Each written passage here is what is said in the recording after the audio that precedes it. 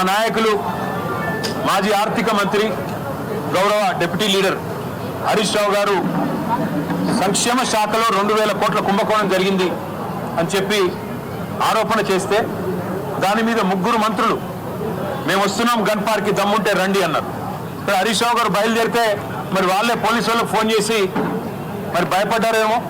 ఎక్కడ హరీష్ రావు గారు, మా నాయకులు, మా శ్రీనివాస్ గౌడ్ గారు, మా ఆర్ఎస్ ప్రవీణ్ కుమార్ గారు ఎక్కడ మళ్ళీ వచ్చి వాస్తవాలు చెప్తే ప్రజల ముందు పరువు పోతుందని ఇక్కడ మా తెలంగాణ భవన్లో బయలుదేరిన మరుక్షణంలోనే పోలీసుల చేత అరెస్టు చేయించి ఇప్పుడు కంచన్బాగ్ పోలీస్ స్టేషన్కి తీసుకొని పోతా ఉన్నారంట.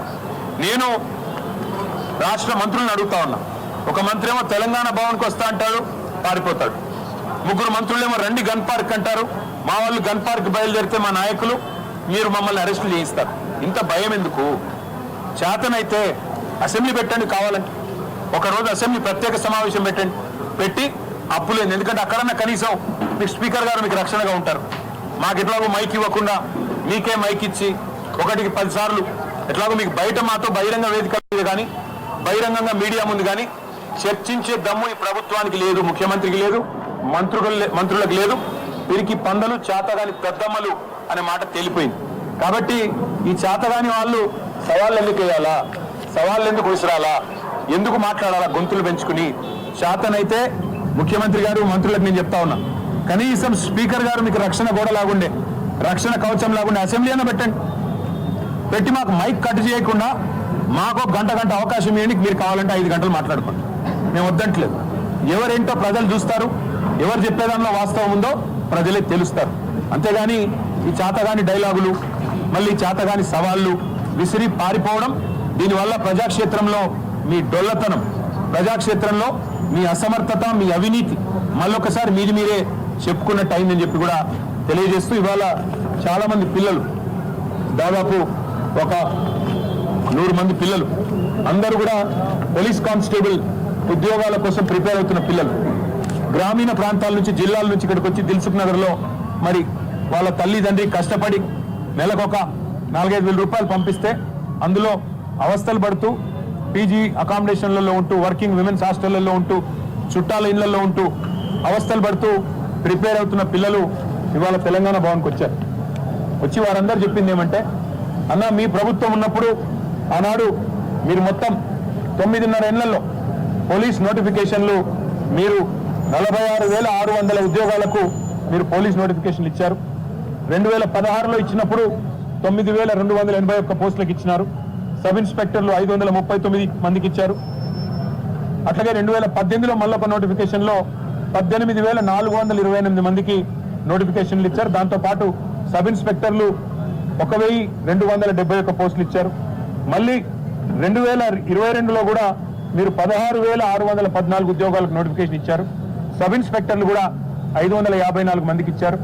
అదే రేవంత్ రెడ్డి గారి ప్రభుత్వం మరి స్పష్టంగా వాళ్ళే చెప్పారు, నోటిఫికేషన్లు ఇంకా ఎన్ని ఖాళీలు ఉన్నాయి అంటే 17,000 ఖాళీలు ఉన్నాయి అని చెప్పి వారే స్పష్టంగా లిఖితపూర్వకంగా ఆర్టీఐలో తీసుకుంటే సమాచారం కూడా ఇచ్చారు.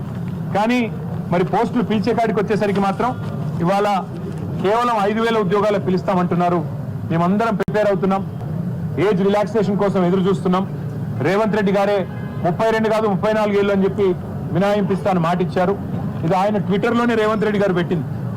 56,000 ఉద్యోగాలు ఇస్తానని చెప్పి 56,000 కొలువులు భర్తీకి రెడీగా ఉన్నది ప్రభుత్వం అని రేవంత్ రెడ్డి గారు, అందులో 12,000 పోలీసు ఉద్యోగాలని ఆయనే చెప్పి ఆయన ట్విట్టర్ అకౌంట్లో పోస్ట్ చేసింది కూడా తీసుకొచ్చారు. తీసుకొని రావడంతో పాటు మీరు ఇందులో చెప్పిన మాట, మేము గతంలో కూడా భర్తీ చేశాం, భవిష్యత్తులో కూడా భర్తీ చేస్తామని కేసీఆర్ గారు ఆయన గవర్నమెంట్లో ఇచ్చిన నోటిఫికేషన్లు కూడా తన ఖాతాలో వేసుకొని ముఖ్యమంత్రి గారు మభ్యపెట్టే ప్రయత్నం చేస్తూ ఉన్నారు.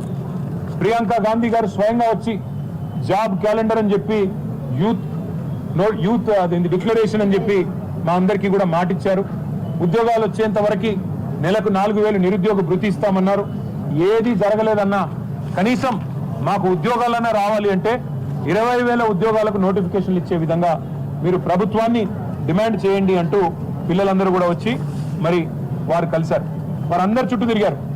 ఎమ్మెల్యేలు, డిప్యూటీ సీఎం, డీజీపీని కూడా కలిశారు. కలిసి అడిగారు, అయ్యా మీరు చెప్పిన మాటే, మేము అడుగుతున్నది ఏది గొంతమ్మ కోరికలు కావు. మీరు చెప్తున్న మాట మీడియాలో స్పష్టంగా ప్రభుత్వమే ఇచ్చిన వివరాలు ఏవైతున్నాయో వాటి ఆధారంగానే మేము అడుగుతా ఉన్నాం. మీరిచ్చిన యూత్ డిక్లరేషన్ ఆధారంగానే అడుగుతున్నాం. 2 లక్షల ఉద్యోగాలు మొదటి సంవత్సరంలో చేస్తా అన్నారు. సరే 2.5 సంవత్సరాలు అయిపోయింది, ఇప్పటి వరకు 12,000 ఉద్యోగాలు కూడా మీరు భర్తీ చేయలేదు. చేయకపోగా నిరుద్యోగ భృతి అన్న మాటను ఎక్కడో గంగలో ఎక్కడో ముంచేసినారు. 4,000 రూపాయలు ఒక్కొక్క నిరుద్యోగికి అన్నారు, ఒక్కరికి ఇవ్వలేదు. కనీసం మేము 4 ఏళ్లుగా శిక్షణ పొందుతున్నాం. మా తల్లి తండ్రి అవస్థలు పడి మమ్మల్ని హైదరాబాద్లో ఇక్కడ ఉంచి నెల నెల డబ్బులు పంపి మా కొడుకు లేదా మా కూతురు గవర్నమెంట్ ఉద్యోగం వస్తే ఒక సామాజిక భద్రత, సమాజంలో ఒక గౌరవం ఉంటుంది, భవిష్యత్తు బాగుంటుందనే ఉద్దేశంతో మమ్మల్ని కష్టపడి చదివిస్తున్నారు. ముఖ్యమంత్రి గారేమో నిన్నగాక మొన్న శిల్పకళా వేదికలో మాట్లాడుతూ ఎండ్రిని దాగి చావండి అని కూడా అడ్డగోలుగా మాట్లాడుతూ ఉన్నారు. మాకు లేని ఆలోచన, మమ్మల్ని లేనిపోని విధంగా రెచ్చగొట్టే విధంగా మాట్లాడుతున్నాడు. ఉద్యోగాల నోటిఫికేషన్ల విషయంలో మీరు ప్రభుత్వాన్ని డిమాండ్ చేయండి. 20,000 ఉద్యోగాలు కానిస్టేబుల్ ఉద్యోగాల భర్తీకి ప్రభుత్వం వెంటనే చర్యలు తీసుకునే విధంగా మీరు మా తరపున పత్రికలతో మాట్లాడండి. పత్రికా ముఖంగా మీరు ప్రభుత్వానికి విజ్ఞప్తి చేయండి, ఉత్తరం రాయండి, అన్ని ఖాళీలు అన్ని వివరాలతో వారికి విజ్ఞప్తి చేయండి, అసెంబ్లీలో కూడా ప్రశ్నించండి అంటూ వాళ్ళందరూ కూడా ఇవాళ మమ్మల్ని కలవడానికి వచ్చారు. వారికి నేను చెప్పింది ఒకటే, కేసీఆర్ గారి ప్రభుత్వం 9.5 సంవత్సరాల్లో 95% మనం స్థానికులకే ఉద్యోగ అవకాశాలు కల్పించే విధంగా భారతదేశంలోని 28 రాష్ట్రాల్లో ఏ రాష్ట్రంలో లేని విధంగా విద్యలో ఉపాధి అవకాశాల్లో ప్రభుత్వ కొలువుల్లో 95% స్థానికులకే రిజర్వేషన్ కల్పించిన ఒకే ఒక్క ప్రభుత్వం కేసీఆర్ గారి ప్రభుత్వం. అట్లాగే 2,32,000 ఉద్యోగాలు మధ్యలో 2 ఏళ్లు కరోనా వచ్చిన సంవత్సరంన్నర ఈ కొత్త జోనల్ వ్యవస్థ తేవడానికి 95% రిజర్వేషన్లు తేవడానికి ఇబ్బంది కలిగిన ఉన్న మిగతా 6 ఏళ్ల కాలంలో మరి 2,32,000 ఉద్యోగాల భర్తీకి నోటిఫికేషన్లు ఇచ్చింది కేసీఆర్ గారి ప్రభుత్వం. అందులో 1,60,000 ఉద్యోగాలు భర్తీ చేసింది కేసీఆర్ ప్రభుత్వం. దాదాపు 46,000 పైచిలకు పోలీసు ఉద్యోగాలు భర్తీ చేసింది కేసీఆర్ ప్రభుత్వం. మరి మీ కోరిక మేరకు వారిని రాష్ట్ర ప్రభుత్వాన్ని కూడా మేము తప్పకుండా అడుగుతాం.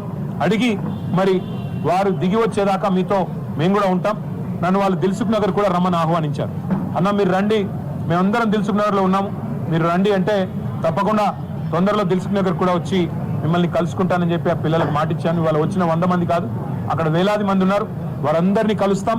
వారందరిలో కూడా ఒక ఆత్మవిశ్వాసాన్ని నింపే ప్రయత్నం, వారందరిలో కూడా ఈ రాష్ట్ర ప్రభుత్వం ఇచ్చిన దొంగ హామీలు, ఈ రాష్ట్ర ప్రభుత్వం చెప్తున్న దొంగ మాటలు, ఇవ్వని ఉద్యోగాలు ఇస్తున్నట్టుగా చేస్తున్న నటనలు, ఇవన్నీ కూడా బయట పెడతాం. ఈ చేతగాని అసమర్థ ప్రభుత్వం దిగిపోయేదాకా వారితో పాటు భుజం కలిపి ముందుకు నడుస్తామని చెప్పి మీకు తెలియజేస్తూ ఇప్పుడు కొంతమంది పిల్లలు కూడా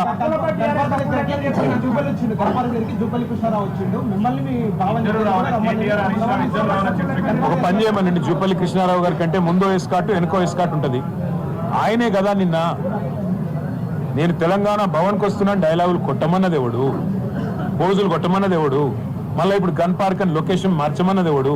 నువ్వు ఇప్పుడు కూడా చెప్తున్నా నేను. ఇప్పుడు కనుక ఆయన కంటే పోలీస్ ఎస్కాట్ పెట్టి పోలీసులు తీసుకుపోతారు. మరి మేము కాలు బయట పెట్టగానే మమ్మల్ని అరెస్ట్ చేస్తున్నారు. ఎవడు భయపడుతున్నాడు? పోలీసు వాళ్ళను ఉసిగొల్పి అరెస్టులు చేయించిన సన్యాసి ఎవడు?